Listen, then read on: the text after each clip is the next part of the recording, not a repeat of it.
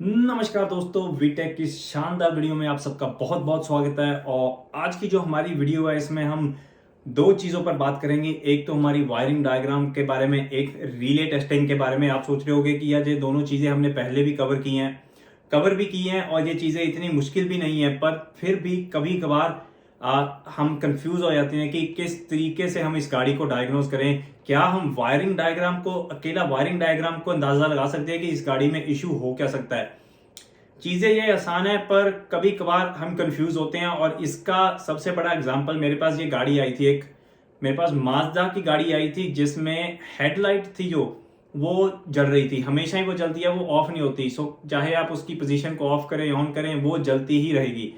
तो कस्टमर की कंप्लेन थी कि ये हेडलाइट चलने से बंद नहीं हो रही, और उसने किसी ऑटो इलेक्ट्रीशियन को गाड़ी दिखाई। शॉप पर गई गाड़ी, उन्होंने उसकी जो स्विच है, जो हेडलाइट की स्विच होती है हमारी, वो रिप्लेस कर दी। रिप्लेस करने के बाद फिर भी हेडलाइट बंद नहीं हो रही, वो चल रही है। उसने वायरिंग चेक की जहां पर हमारी हेडलाइट का बल्ब लगा होता है। तो उसने कहा कि भाई ये किसी और को दिखानी पड़ेगी, उनकी समझ में नहीं आ रहा। तो जब मेरे पास गाड़ी आई, मैंने डायग्नोज की। वीडियो बनाने का मुझे मौका नहीं मिला क्योंकि कस्टमर वहीं पर था। मैंने पर फोटोज जरूर ले ली थी गाड़ी की, ताकि एक केस स्टडी बना ली जाए। वो इशू इतना सिंपल था, वो मैटर इतना सिंपल था, डायग्नोसिस इतनी सिंपल थी कि मैं हैरान हो रहा था कि एक ऑटो इलेक्ट्रीशियन को इस चीज़ की समझ क्यों नहीं लगी।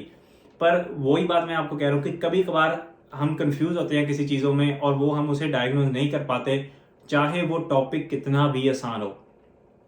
तो इस वाली वीडियो में हम बात करेंगे कि कैसे मैं उस डायग्राम को देखकर ये पता कर सकता था कि ये गाड़ी में इशू चल क्या रहा है। सिंपल डायग्राम देख के पता लग रहा था कि गाड़ी में इशू कहाँ पर हो सकता है।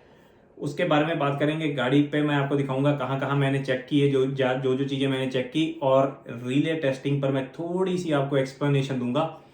बहुत बढ़िया वीडियो लगेगी आपको जिनको वायरिंग डायग्राम और रिले टेस्टिंग में इशू आया कभी।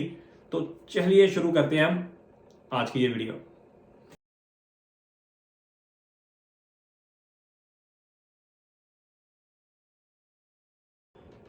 सो फ्रेंड्स, जैसे कि आप आईपैड पे देख सकते हैं कि हमने अपना आईपैड ऑन कर लिया है। मतलब आप कीजिए, इस चीज़ की पूरी बात बनी नहीं कोई। मैं इसकी पीडीएफ फाइल निकाल लेता हूँ जिस पे मैंने आपको सारा कुछ समझाना है। तो इसका हम क्विक लुक ऑन कर लेंगे। तो फ्रेंड्स, ये गाड़ी है हमारे पास, ये माजदा की गाड़ी है। और ये इशू इस गाड़ी में आ रहा था कि चाहे गाड़ी ऑफ पोजीशन में भी हो, हेडलाइट्स वो बंद नहीं हो रही थी। अगर आप यहाँ देखते हैं तो यहाँ पर आप देख सकते हो कि ये लिखा है ऑफ। अरे ये मैंने क्या किया, इससे मुझे पेन यूज़ करना है, लाल कर लेते हैं। सो यहाँ पर, अरे मुझे फिर नहीं समझ आ रही, माफ़ कीजिएगा। यहाँ पर ये देखिए, यहाँ पर लिखा है ऑफ। सो हमारा जो एरो है वो ऑफ पर है। ये इस गाड़ी की पार्कर लाइट्स हैं और ये लो बीम है। जब हम इसको स्विच को चेंज करते हैं तो यहाँ पे हमारा हाई बीम भी चलता है, जब हम उसे वो डिपर कह देते हैं हम। तो ये पोजीशन चाहे हमारी स्विच की ऑफ पोजीशन पे हो, पर गाड़ी की जो लाइट्स थी ये फिर भी जल रही थी। ये जो पार्कर लाइट्स है, ये वाली पार्कर लाइट्स हैं, ये इनका कोई इशू नहीं था। पर हमारी जो हेडलाइट थी वो लगातार जल रही थी, चाहे वो स्विच चल रही हो चाहे ना चल रही हो। एक मिनट रुकिएगा, मैं इस फोन को डू नॉट डिस्टर्ब पे लगा देता हूँ। माफ कीजिएगा, क्योंकि अगर मैंने डू नॉट डिस्टर्ब पे फोन ना लगाया तो फोन पे फोन आता जाएगा और वीडियो खराब हो जाएगी पूरी। सो हमारा स्विच सर्किट, हमारी स्विच थी वो ऑफ थी पर लाइट्स ऑन थी। अब कस्टमर जिस पर्सन के पास, जिस मैकेनिक के पास, इलेक्ट्रिशियन के पास ये गाड़ी को लेकर गया था, उसने ये स्विच बदल दी थी। तो जो स्विच हम यहाँ देख रहे हैं ये एक सेकंड हैंड स्विच है जो उसने बदल दी थी। इसको बदलने के बाद भी गाड़ी की हेडलाइट्स ऑफ नहीं हो रही थी। तो मैंने कहा ठीक है, सिंपल है। सबसे पहली चीज मैं जो हर एक भाई को बताता हूँ कि अगर हमारे पास कोई इलेक्ट्रिकल की इशू आती है, एक बार वायरिंग डायग्राम निकाल के देख लीजिए। मानता हूँ वायरिंग डायग्राम मिलनी इतनी आसान नहीं है, बड़े पंगे हैं इंडिया में वायरिंग डायग्राम के। पर एक बार कोशिश जरूर कीजिए। अगर वायरिंग डायग्राम मिल गई तो बहुत टाइम बच जाएगा, अगर नहीं मिली फिर तो टाइम वैसे भी हमने लगाना ही है ना। पर कोशिश करने में कोई हर्ज नहीं है। तो मैंने कहा सबसे पहले तो भाई देखूँ इसकी वायरिंग डायग्राम की ये सिस्टम चल कैसे रहा है। सो ये हमारी इस गाड़ी की वायरिंग डायग्राम है। यहाँ पर आप देख सकते हो, इस पेन को मैं छोटा कर देता हूँ। पेन का जो साइज है इसको हम कर लेते हैं पतला, ये ठीक लग रहा है थोड़ा। सो यहाँ पर आप देख सकते हो हमारे पास फ्यूज दिया गया है, 40 एम्प का फ्यूज दिया गया है, जो कि यहाँ से पावर फीड नीचे को दे रहा है। जैसे कि मैंने वायरिंग डायग्राम्स वाली वीडियो में भी आपको दिखाया है कि वायरिंग डायग्राम का जो ऊपर का हिस्सा होता है, जो टॉप हिस्सा होता है, ये वाला, यहाँ पे हमेशा पावर होती है 12 वोल्ट। जो इतनी भी हमारी रनिंग वोल्टेज है 12 वोल्ट, वो सबसे ऊपर होगी और नीचे की तरफ जाते जाते नीचे आप जाए जाएंगे, यहाँ पर आपका ग्राउंड होगा। जैसे कि आप यहाँ पे देख सकते हो, ground ground ground ground ground. So सबसे ऊपर वायरिंग डायग्राम में आपके पास पावर सोर्स होगा। सो हमारे पास यहाँ पे दिया गया 40 एम्प का फ्यूज और उस पर लिखा हुआ है हेड फ्यूज। सो पावर यहाँ से आई, इस फ्यूज में से होके यहाँ तक आई, यहाँ से एक पावर हमारी यहाँ पर आई, एक यहाँ पर आई, एक यहाँ पर आई, एक यहाँ पर आई। ठीक है, एक मिनट मैं इसे क्लियर कर देता हूँ ताकि आपको एक चीज साफ साफ दिखे।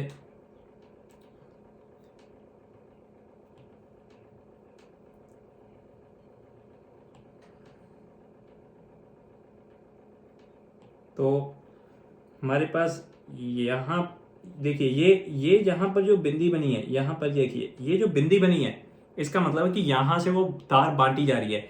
सो एक पावर सोर्स हमारी यहाँ तक आ गई, एक हमारी यहाँ तक आ गई, एक हमारी यहाँ तक आ गई, एक हमारी यहाँ तक आ गई। अब रिले के बारे में मैंने आपको पहले भी समझाया है कि अगर आप रिले पे टेस्टिंग कर रहे हो, मैक्सिमम रिले आपको ऐसे मिलेंगे जिसमें जो 4 पिन्स होती हैं, जैसे ये 4 पिन्स हैं, इसमें 2 पिन पे आपको 12 वोल्ट मिलेंगे, एक पिन आपकी लोड साइड की होगी, एक कंट्रोल साइड की। अब आप सोच रहे हो कि लोड कंट्रोल क्या है, मैं अभी आपको समझाता हूं इसके बारे में। सो मेरे पास यहाँ पे हेडलाइट का रिले दिया गया है, हेडलाइट लो का रिले, हेडलाइट हाई का रिले, दोनों का रिले दिया गया है मेरे पास, लो और हाई।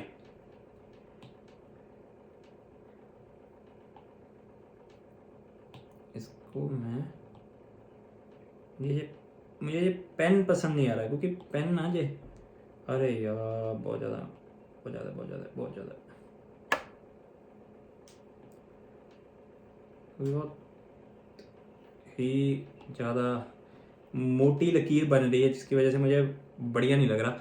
चलो कोई बात नहीं, काम चला लेते हैं हम। यहाँ पे लिखा है हेडलाइट लो रिले, जो जब आप लो बीम ऑन करते हो तो ये रिले काम करेगा। तो यहाँ पर है हेडलाइट हाई रिले। अब हाई का हमारे पास कोई इशू नहीं है, हाई जब आप ऑन करते हो ऑन होती है, जब आप ऑफ करते हो ऑफ होती है। तो हाई की मैंने टेंशन ली नहीं, है ना, मैंने कहा सीधा लो पे देखते हैं कि चक्कर चल क्या रहा है। जब आपके पास, अब देखिए 2 चीजें होती हैं, एक तो आपके पास गाड़ी आई है, गाड़ी कस्टमर छोड़ गया है और कस्टमर खुद चला गया, आपके पास टाइम ही टाइम है, आप गाड़ी को आराम से डायग्नोस कर सकते हो। कभी कभार हमारा कस्टमर वहीं पर होता है और हमें वही चीज देखनी होती है जो टाइम सेव कर सके हमारा। जितनी जल्दी आप गाड़ी को डायग्नोस कर लोगे, फिर आप कोई और काम कर लो, थोड़ा टाइम कस्टमर बैठा रहे, आप उसको कह दोगे भाई ये इशू था। क्योंकि अगर आप 5 मिनट में गाड़ी ठीक करके दे दोगे तो वो कहेगा यार 5 मिनट के क्या पैसे दूं तुझे मैं, है ना, वो चीज़ नहीं हमने करनी। पर कम से कम उस टाइम में आप दूसरी गाड़ी पे भी काम कर सकते हो। पर एक बार आपको फॉल्ट पता लग गया गाड़ी का, फिर आपको तसल्ली हो जाएगी कि हाँ गाड़ी का इशू मैंने ढूंढ लिया है, तो अब थोड़ा सा टाइम ही लगाना है मैंने, है ना। वो जरूरी है, वो गलत चीज नहीं है कि यार गाड़ी ठीक हो गई है पर मैं जानबूझकर अब बिजी काम करने की कोशिश कर रहा हूं क्योंकि कस्टमर का बिल बड़ा हो सके। पर बात यह है कि आप अगर जल्दी इसे डायग्नोस कर लेते हो, वो आपका एक्सपीरियंस है, वो ये चीज नहीं है कि वो चीज आसान थी, है ना, वो आपका एक्सपीरियंस है जितनी जल्दी आपने डायग्नोस कर लिया। अब जिस मैकेनिक के पास ये गाड़ी पहले गई थी उसने भी टाइम लगाया पर डायग्नोस नहीं हुई उससे, है ना। अब मैं इसे एकदम 5 मिनट में भी अगर डायग्नोस कर लूं, उसका मतलब ये नहीं है कि 5 मिनट का आपने मुझे पैसा देना है, अपने पैसा उतना ही टाइम का देना जितना डायग्नोस का मैं लेता हूं, है ना। जल्दी मैंने कर दिया क्योंकि मुझे उसका आइडिया ज्यादा है ना। तो लो वाला हमारा इशू है, हमें पता है कि लो हेडलाइट का रिले का इशू है।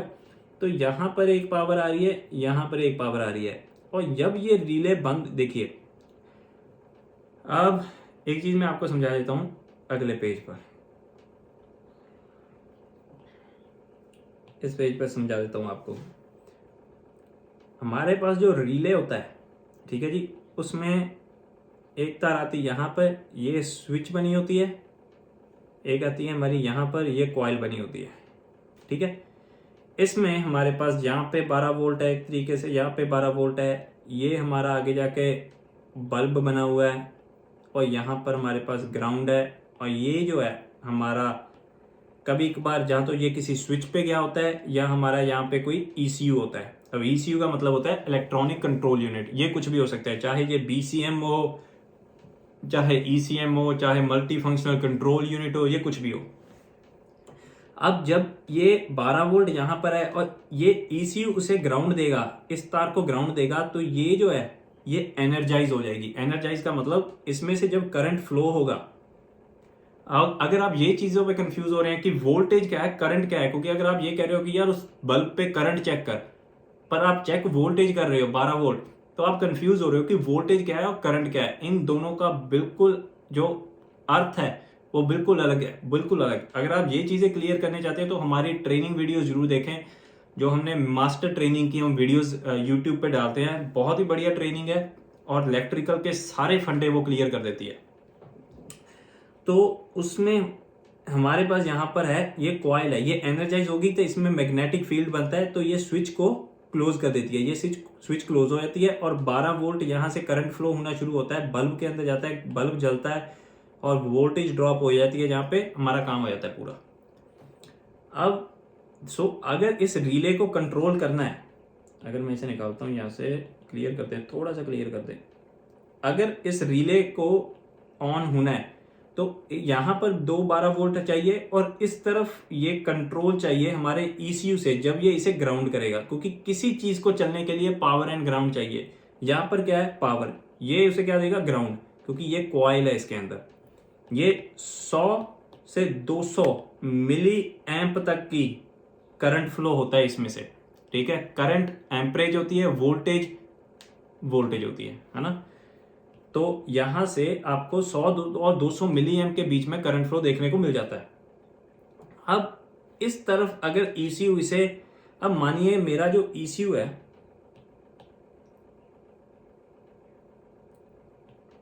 मानिए मेरा जो ये ECU है, अगर ये लगातार ही इसे ग्राउंड करता रहे, इस सर्किट को ग्राउंड कर दे, तो करंट फ्लो तभी होगा जब पावर और ग्राउंड होंगे और उसमें कोई रिस्ट्रिक्शन नहीं होगी।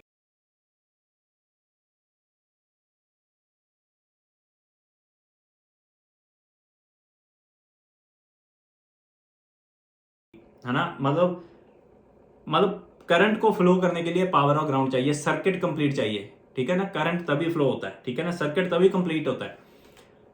यहाँ पे हमारे पास 12 है, बीच में हमारे पास ये छोटी सी तार है, यहाँ पे ग्राउंड है, इसमें करंट तभी फ्लो होगा जब 12 वोल्ट भी यहाँ पे होंगे, ग्राउंड भी यहाँ होगा। अगर मैं यहाँ से ग्राउंड हटा दूं, यहाँ से ग्राउंड हटा दूं, तो यहाँ पे कोई करंट फ्लो नहीं होगा।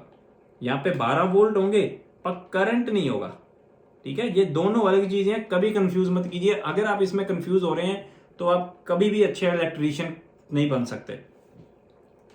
अगर हमारे पास यहां पर ये ECU है, जो अगर ये इस तार को लगातार ग्राउंड करता जाए, मैं ECU को यहां से निकाल देता हूं क्योंकि ये थोड़ा सा भद्दा दिख रहा है। यहां पर अगर लगातार ग्राउंड होगा तो ये रिले लगातार ही ऑन होता रहेगा, मतलब ये ऑफ होगा ही नहीं, है ना। अगर ये ऑफ होगा नहीं तो यहां से ये स्विच ऐसे रहेगी, ये स्विच यहां से हट जाएगी, ये ऐसे बंद रहेगी, और ये बल्ब जलता ही रहेगा। जब मैंने उस रिले को देखा, मैंने कहा यार यहाँ पे रिले है, फ्यूज हमारा बाहर लगा हुआ है, अगर ये रिले लगातार चलता रहा तो ये लाइट बंद नहीं होगी, है ना। मैंने कहा ठीक है, आपको एक बार रिले दिखा देता हूं। रिले के अंदर ये कॉन्टेक्ट बना हुआ है, ये पिन देख रहे हो आप, ये पिन यहां से ये देखिए, ये यही पिन है, ये है आपकी लोड साइड की पिन। दो साइड्स होती हैं, एक आपकी लोड साइड, एक होती है आपकी कंट्रोल साइड, ठीक है। ये मैंने रिले वाली वीडियो में अच्छी तरह से समझाया हुआ है। और दूसरी तरफ जो पिन होती है, वो इसके दूसरी तरफ जो पिन है वो यहां से यहां पर 12 वोल्ट होती है, ये 12 वोल्ट यहाँ पे रुके हुए हैं, इसने 12 वोल्ट ने इस तरफ जाना है, सो यहां से इस तरफ। और ये जो ये है हमारी कॉइल जो एनर्जाइज होती है, ये इसकी दो पिन्स हैं। ये यहाँ से 12 वोल्ट जाएंगे, ये ECU इसे ग्राउंड करेगा, ठीक है। अब 12 वोल्ट गए इसके अंदर से, यहाँ से होके दूसरी तरफ निकल के यहाँ से ECU जब इसे ग्राउंड कर देगा मैग्नेटिक फील्ड बन जाएगी, और हमारा जो ये कांटेक्ट है, सारी चीज हमारी, क्योंकि रिले के अंदर, रिले का काम क्या होता है, सिंपल सी बात है, रिले का काम होता है एक ज्यादा बड़े करंट वाले सर्किट को छोटे करंट वाले सर्किट से कंट्रोल करना। अब यहां पर आप देख सकते हो, यहां पर 12 वोल्ट थे, जब ये रिले ऑन होगा ये इसके साथ टच कर जाएगा, ये दोनों टच कर गए। अब 12 वोल्ट यहां से यहां पर हमें बाहर मिल जाएंगे। ये सिंपल सा रिले का फंडा है, ठीक है। तो अब हमारे पास यहाँ पे क्या था, मैंने सबसे पहले चीज यहाँ पे चेक की, यहाँ पे लिखा है हेडलाइट का फ्यूज 40 एम्प। ये फ्यूज, अब आपके लिए मेरे पास क्वेश्चन है, ठीक है, ध्यान दीजिएगा।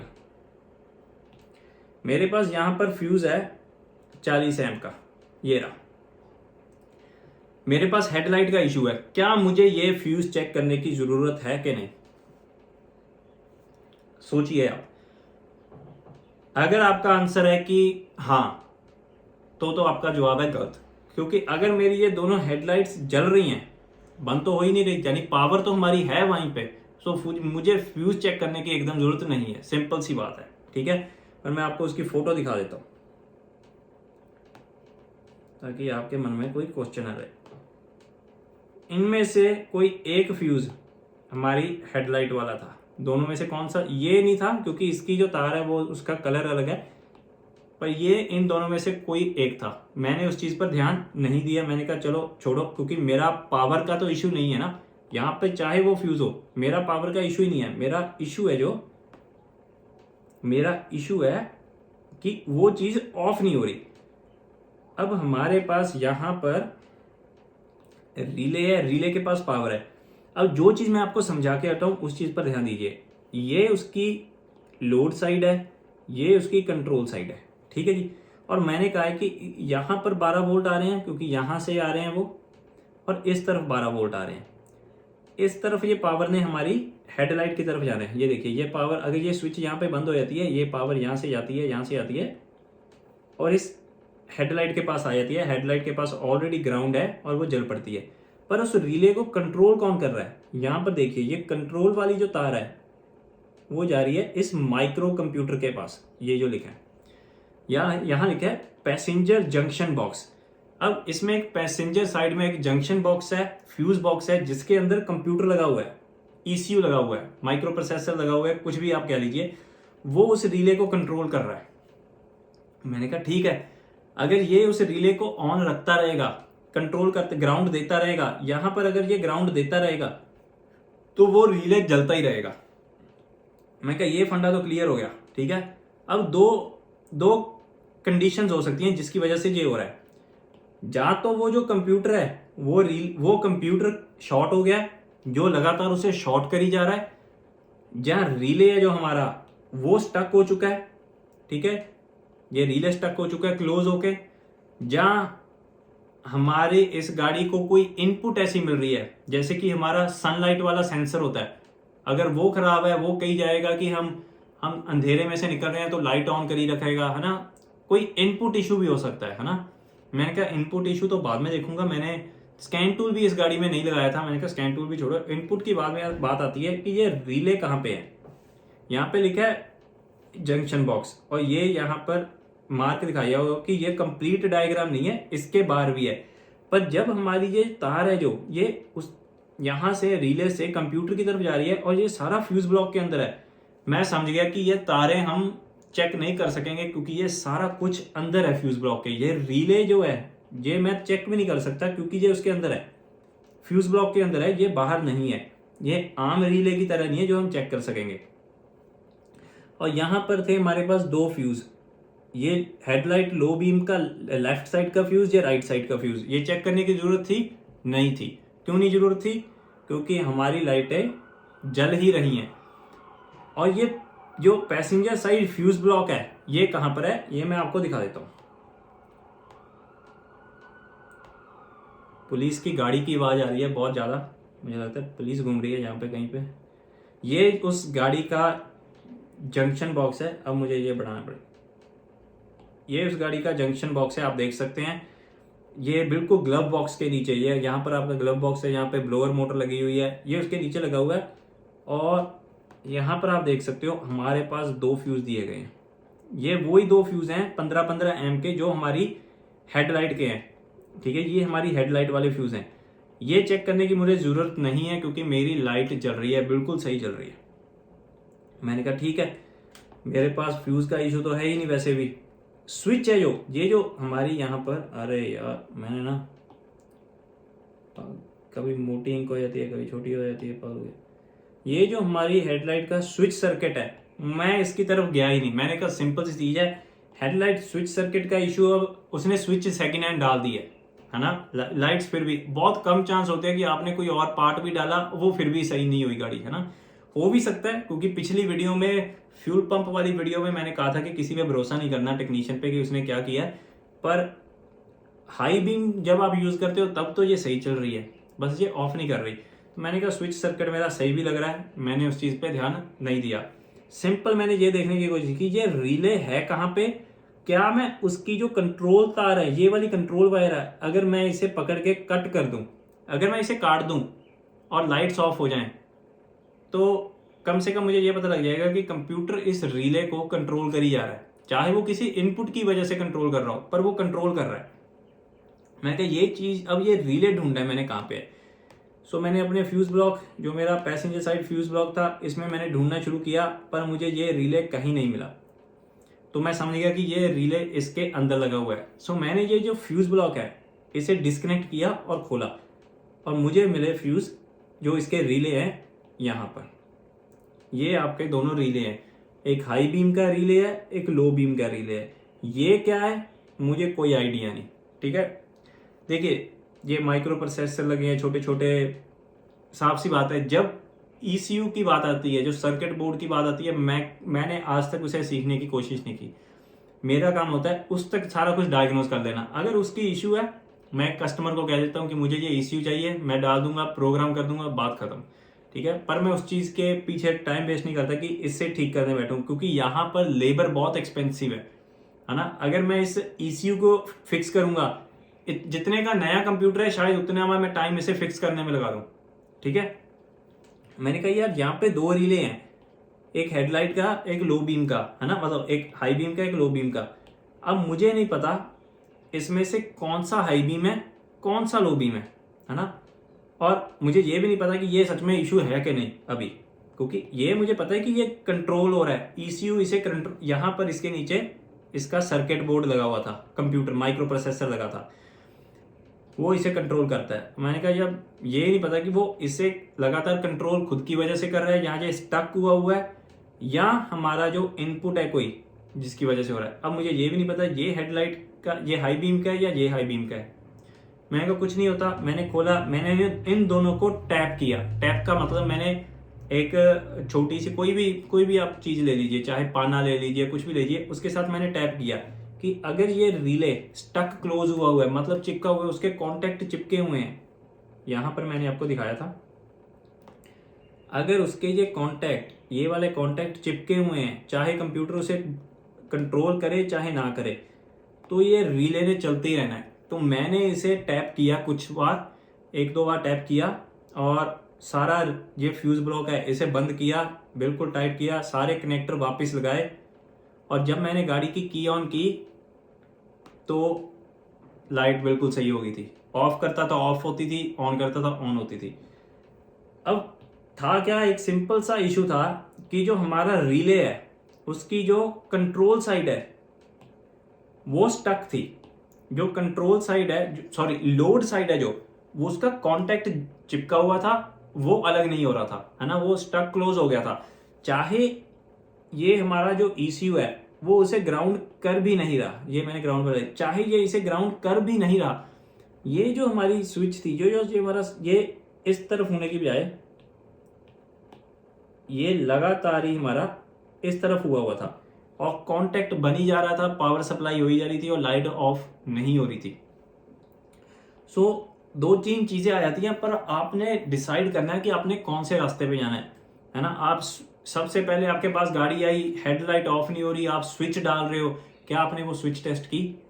आपने यहाँ पर जाके जो ग्राउंड सर्किट है और जितने ये सर्किट है जो इनपुट दे रहे हैं हमारे माइक्रो प्रोसेसर को, क्या आपने ये चेक किया? क्या आपने स्विच को अलग अलग पोजीशंस में डाल के उसकी पावर चेक की कि यहाँ से पावर अब मैं ऑफ में हूँ, मेरे पास पावर है पर नीचे तक नहीं आ रही, हमारा ग्राउंड नहीं आ रहा उसमें। जहाँ आप रेजिस्टेंस टेस्ट, स्विचेस में आप रेजिस्टेंस टेस्ट भी बहुत कर लेते हो।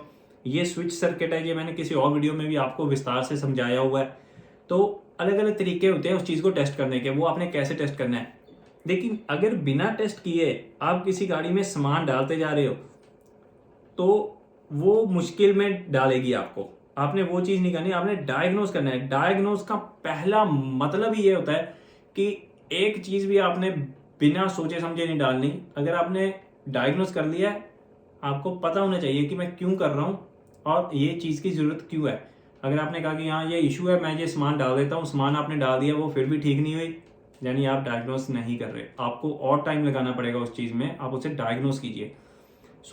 बहुत सिंपल सी चीज़ थी कि ये जो हमारा रिले था ये लगातार ऑन हो रहा था, क्योंकि इसकी जो कंट्रोल साइड थी उसे कंप्यूटर लगातार कंट्रोल नहीं कर रहा था, बल्कि ये कांटेक्ट है, ये जो वो चिपक गए थे एक दूसरे के साथ। चाहे कंप्यूटर उसे ग्राउंड नहीं कर रहा था, ये एक दूसरे के साथ चिपके हुए थे और वो कांटेक्ट लगातार बनता जा रहा था।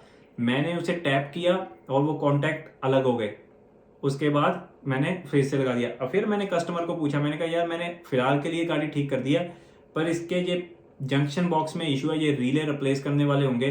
तो उसने कहा कि जब रिप्लेस करने की जरूरत पड़ेगी हम कर लेंगे, पर जो इशू है वो डायग्नोज हो चुका था। तो कस्टमर खुश होकर गाड़ी ले गया। उसने कहा कि जब तक चल रहा है मैं चलाऊंगा इसे, क्योंकि मैंने जो स्विच है वो तो रिप्लेस करवा ही ली है ना, उसके भी पैसे वेस्ट ही गए हैं।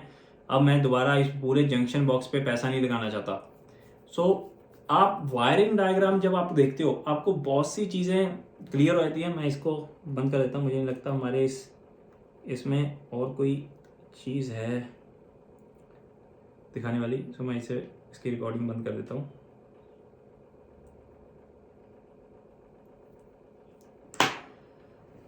जब आप गाड़ी पे काम करते हो बहुत सी चीज़ें हमारे लिए डायग्नोस के टाइम हमारे मन में आ जाती हैं कि यार ये भी हो सकता है, ये भी हो सकता है। बहुत सी चीज़ों में से हमने एक चीज़ के पीछे भागना है कि जो आपको लगती है, एक चीज़ के पीछे लगें, चेक करें कि ये इशू लगता है कि नहीं आपको, फिर दूसरी चीज़ को चेक करें, देखिए कि वो वहीं जा रहा है जहाँ पर आपका पहला डायग्नोसिस प्रोसेस गया था। लेकिन अगर आप सीधा ये कह रहे हो कि यार ये चल नहीं रहा, ये बदल के देखें। सबसे ज़्यादा कॉमन माफ़ कीजिएगा, मैं एक बार चेक कर लूँ कि हमारी इसकी रिकॉर्डिंग सही होगी है कि नहीं, क्योंकि वो बहुत ज़रूरी है। फ़िलहाल मुझे लग नहीं रहा कि इसकी रिकॉर्डिंग हुई है। टाइम लगा देता है ये कभी कभी, क्योंकि स्क्रीन रिकॉर्डिंग बहुत ज़रूरी है। क्योंकि जितना कुछ मैंने आपको अभी स्क्रीन पे समझाया है, अगर ये स्क्रीन पे रिकॉर्ड नहीं होगा तो मैं उसे वीडियो में दिखा नहीं पाऊंगा, और जितना टाइम ये मैंने वीडियो बनाने में लगाया है वो सारे का सारा वेस्ट हो जाएगा। वो चीज़ बिल्कुल भी नहीं मैं चाहता, क्योंकि वो चीज़ मुझे बहुत ही टेंशन में डाल देती है। माफ़ कीजिएगा।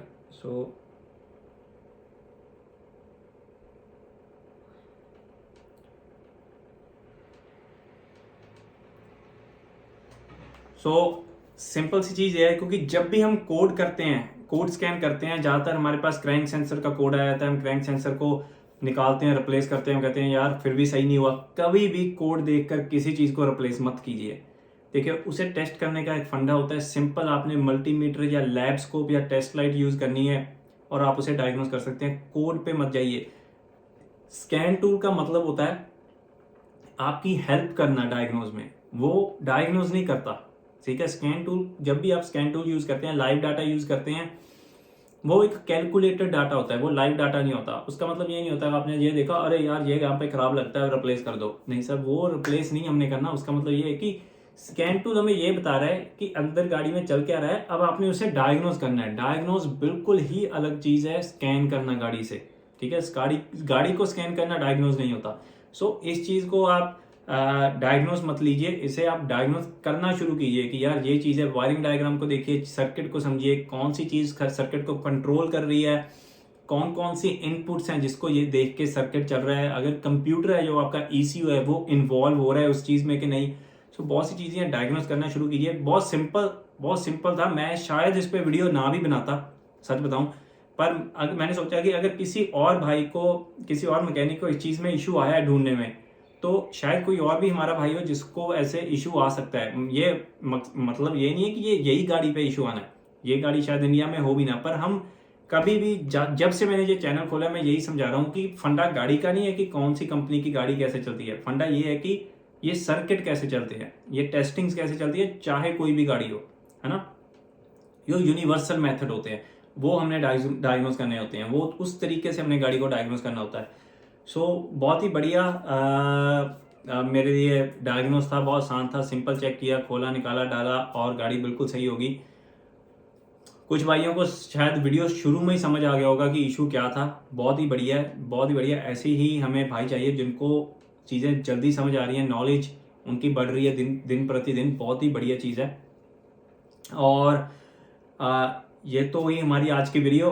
कुछ टाइम से मैं बहुत बिजी चल रहा हूँ क्योंकि वीटेक की वेबसाइट भी हमने बना दी है। वो लाइव डाटा का थोड़ा इशू आ रहा था क्योंकि फाइल्स बहुत ज़्यादा थी, तो उसके लिए मैंने अभी किसी और के साथ भी बात की है जो वेबसाइट को खुद हैंडल करेगा। मुझे नहीं ध्यान देना पड़ेगा उसे, क्योंकि मुझे वीडियोस बनाता हूँ, मैं काम करता हूँ। एक इसके साथ साथ मैं बहुत ही बढ़िया आपके लिए, जैसे पहले हम ऐप लेकर आया था मैं, फिर मैं वेबसाइट लेकर आया था, अब बहुत ही बढ़िया कुछ और जल्दी मैं 1 महीने के बीच बीच में आपके लिए ला रहा हूँ। और वो वाकई में आपके लिए बहुत बढ़िया है।